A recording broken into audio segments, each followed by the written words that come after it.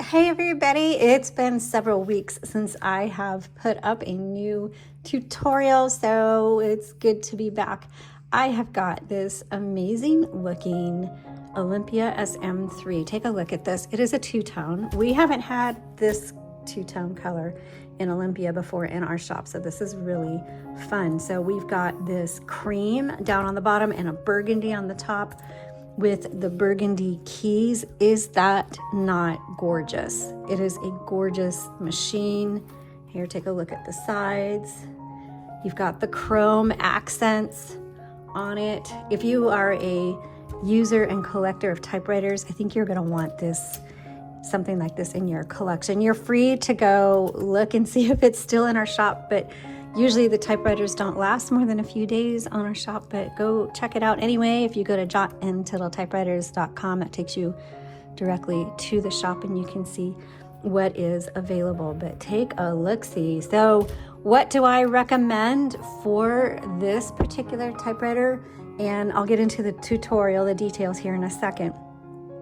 But this one is excellent for those of you who are active writers. It has a really smooth flow, but the Olympias are well known for their smoothness. I say smooth like butter.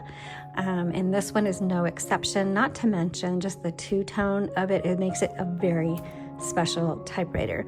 So everybody, my biggest question is, will smaller hands be able to use this? And I will say yes. With a little asterisk or footnote on that, you will need to build up the strength in your fingers. So like I can type on this and I love it, but I get tired quickly. And that's because petite fingers, you have to press a little bit harder. This is not as easy. Let's say the 5TE is very easy to press. This takes a little more strength, and so you will need to build up strength in order to do like extended projects, but it's still doable. If you love this and you have petite hands, I wouldn't worry about it at all. Go ahead and grab something like this, and just know that you'll have to practice building up your finger strength. Okay, so yes to active writers, book writers, authors, excellent for this, not to mention just the color scheme itself makes this like a really standout typewriter. Okay, so now for the rest of the video, I am going to do an actual tutorial.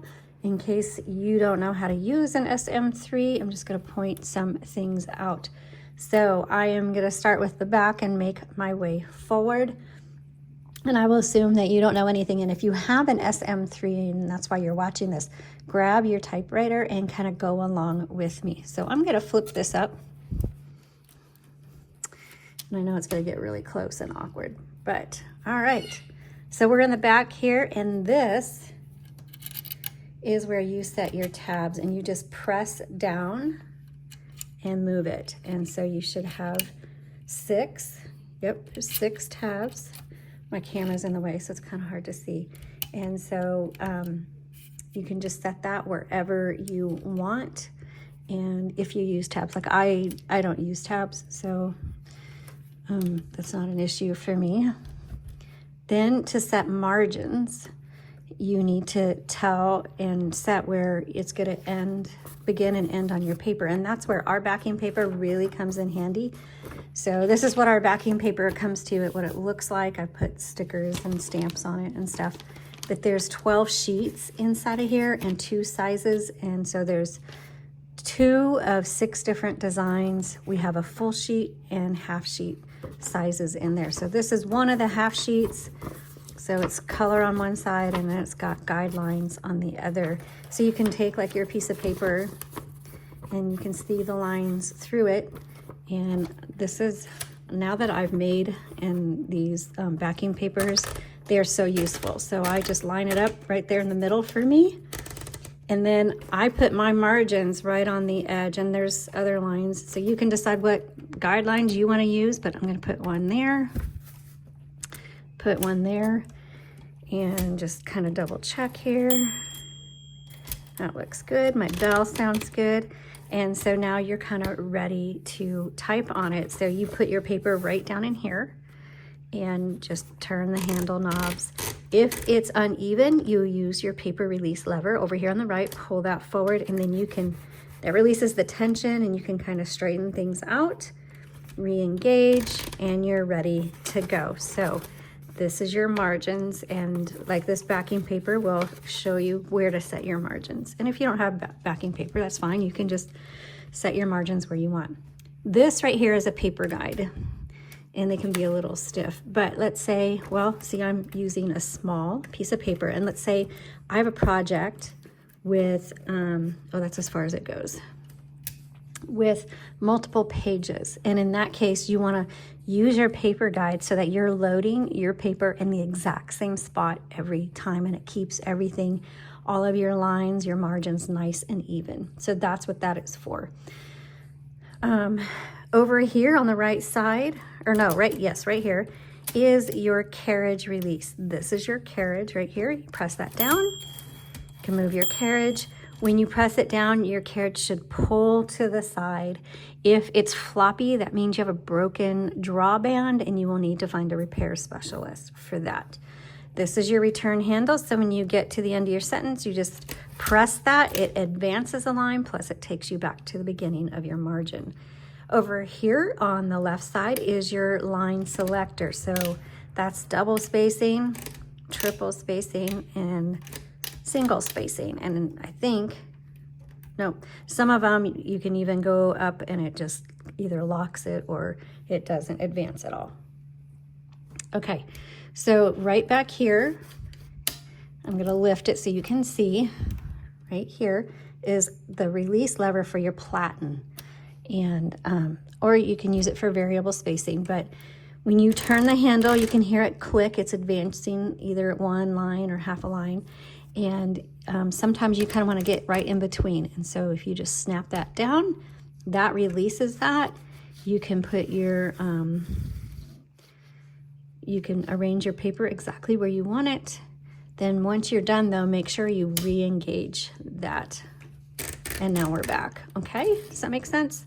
All right, I'm gonna pull the carriage all the way to the left, and the reason is I wanna open my cover, but I wanna make sure this guy handle is out of the way. So put your hand here, pull up. Inside you will see your typing basket and your type bars. You will see your spools. This uses a universal ribbon, which is a 1/2 inch ribbon in width, and it has black and red two-tone on it. So you can use a single color ribbon, that's totally up to you, but you need to make sure that you use a universal ribbon and you check your spool sizes. So we do have ribbons on our website if you want to check us out at jotandtittletypewriters.com.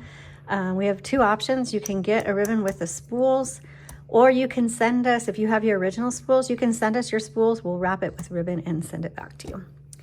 Okay, so here on the right side is tension selector, and that just determines how hard the type bars strike the paper. There's another tension selector that every typewriter has, and it's in your fingers. So like my husband has a very heavy hand and I have a very light hand. So the tension selector will be different for everybody. When it is time to change out your ribbon, you kind of flip this metal arm back and just pull your spool up and out.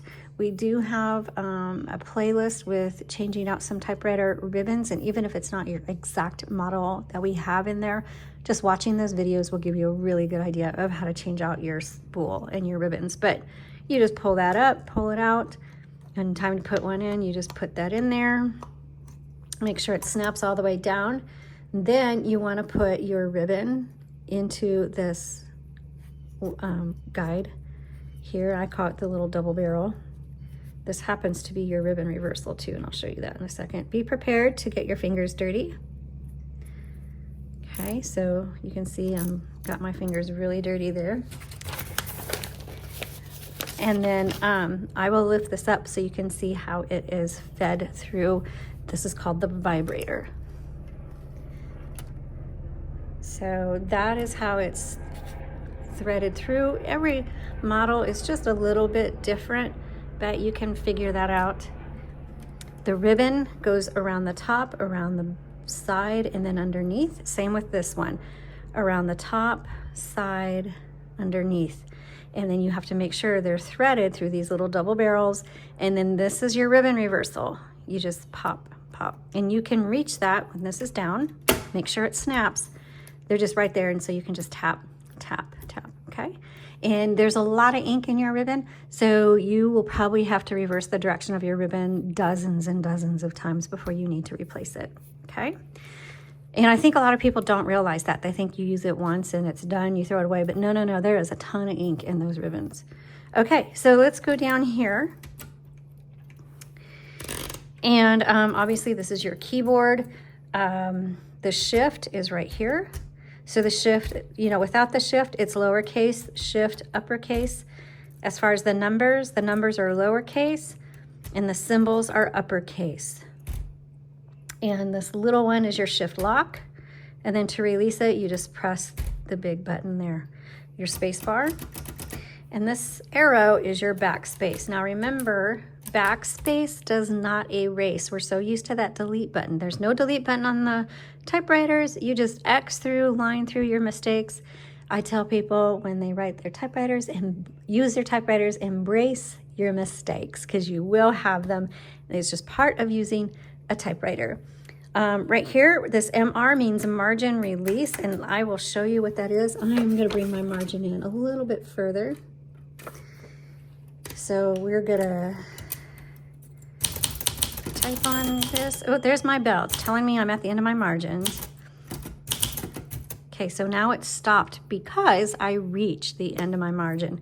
But let's say I am in the middle of a thought or a word, just hit MR. Now I can go to the next line and keep typing. Tab, I showed you where the tabs were. So this is you going through the tabs. We did the backspace, and then this right here is your carriage lock. So when you first get an Olympia, whoever sold it to you may lock the carriage, and they do that by you center the carriage, flip that up, and then you just kind of tap and make sure. Okay, so now my carriage is locked. It's not going to move. That's great for shipping or something or storage. So if you get it and you're like, my carriage is locked, go right here, flip it, and now your carriage will move, okay? So that is how you use an Olympia SM3. I hope you found this helpful. Thanks so much for watching, and I'm just going to type my way out.